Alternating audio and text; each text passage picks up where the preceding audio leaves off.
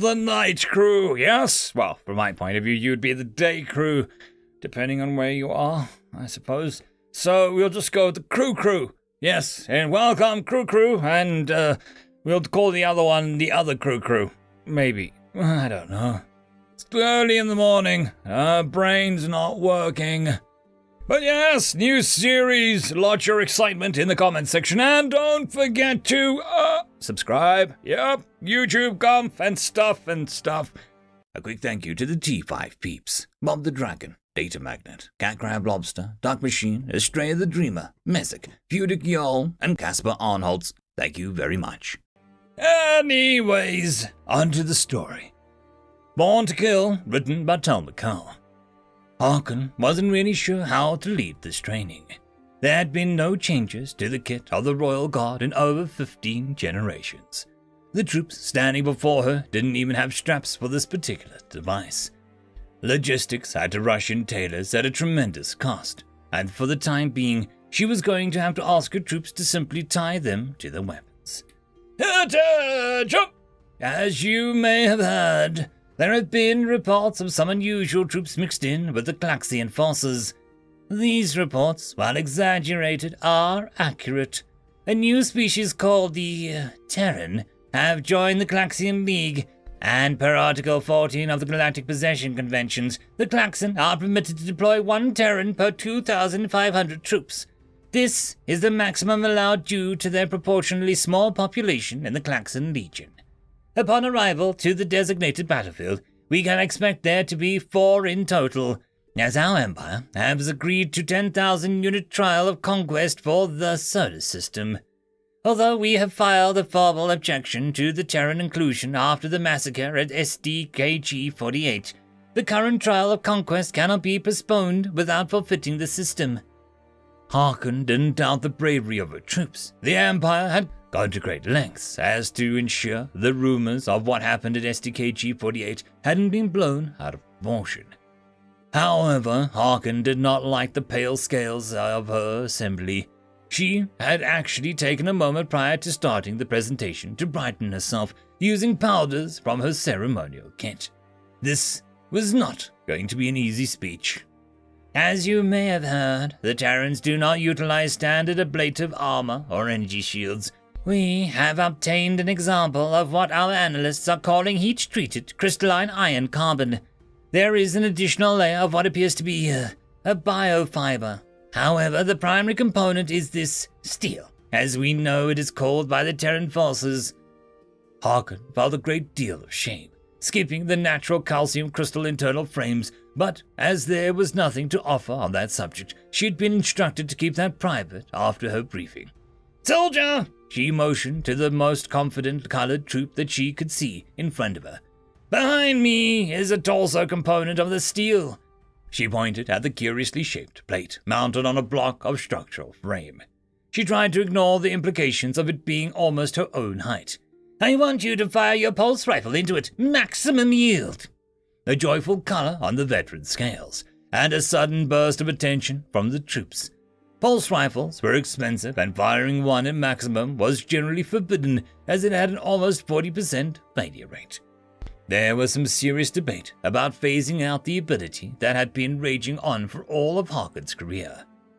The veteran crouched down and turned the setting past the safety clasp, then triggered with an audible ping.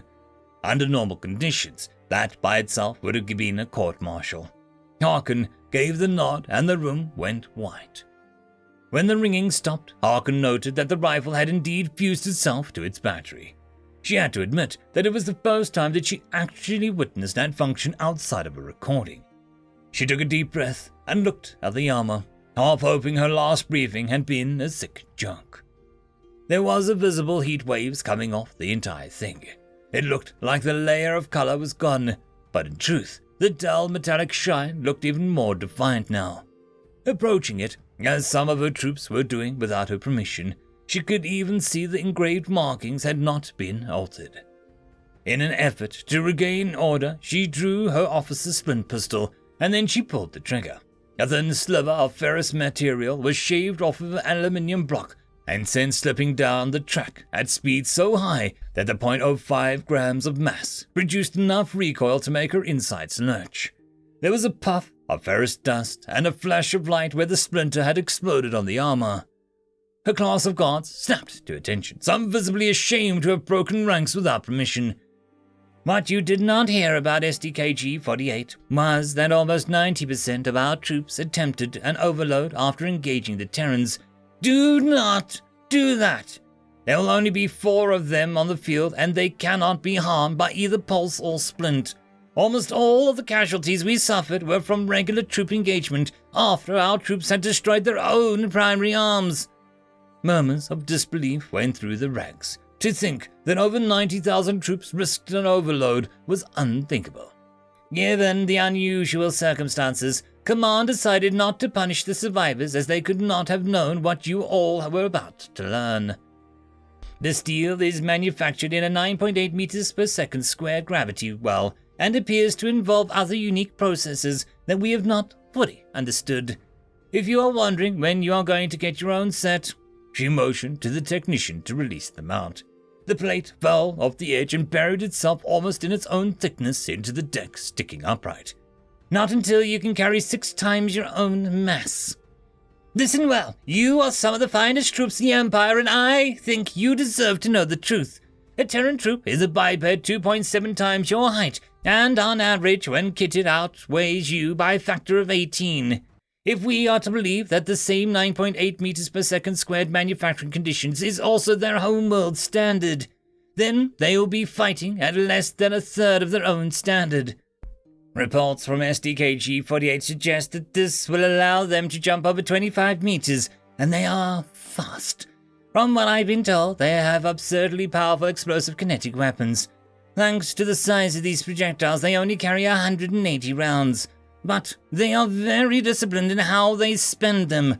After-action surveys estimate that they scored at almost 30% on first shots, and if you're hoping your energy shield will stop their rounds, don't.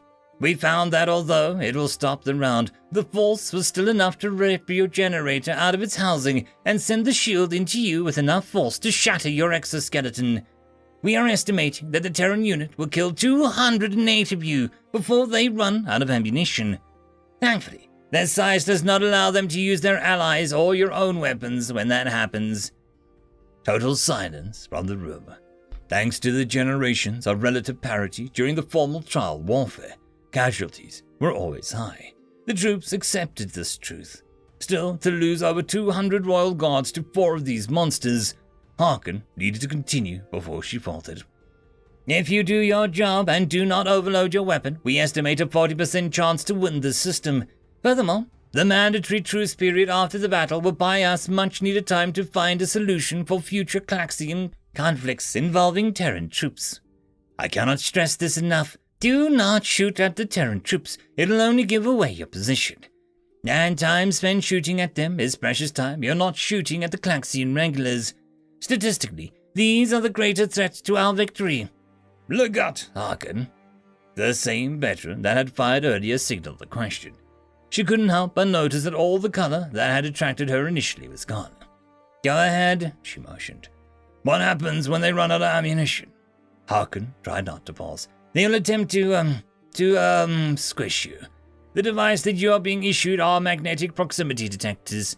If a Terran tries to squish you, the device will activate, and it is our hope that the concussive blast will disable them. Harkin could see the images of the bodies from her briefing.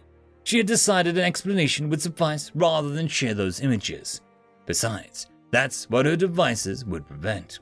It was a grim calculus, but that was her job. Legat, I'm assuming 10,000 royal guards with suicide bombs. Harkin gave the most sympathetic color she was able. No doubt her own false powder color covering betrayed by such an act. After a long career of sending her empire's finest to their ends, this crossed a line she never knew existed. What choice do we have, trooper? Not a sound came from the assembled troops. There really was nothing else to say. They would do their duty. She knew that, and so did they. The Empire wills it, she shouted. And we obey, thundered back, although more muted than she remembered hearing in the past. She stayed behind to stare at the now cool plate stuck to her parade deck. The briefing she had received had managed to approximate the meaning of the engraved symbols. Birthed to end life, or something close. If that wasn't disturbing enough, she was told that it was engraved by the creature that wore it only using a steel blade and with its own strength. Standing alone beside the massive plate, she could see herself in the now reflective surface. All her natural color drained by the powdered layer looked absent. A pathetic sight. How many of her comrades would see themselves like this as these monsters flew at them? End of chapter. And that, my friends, concludes this video. I hope that you enjoyed, and if you do, please consider supporting the author, even by popping over and leaving a thumbs up or a nice comment, just to show your appreciation for the story. However, if you wish to support this channel, there are links down below which will help immensely. I will see you all in the next one, and until then, I hope that you have a fantastic day. Cheers.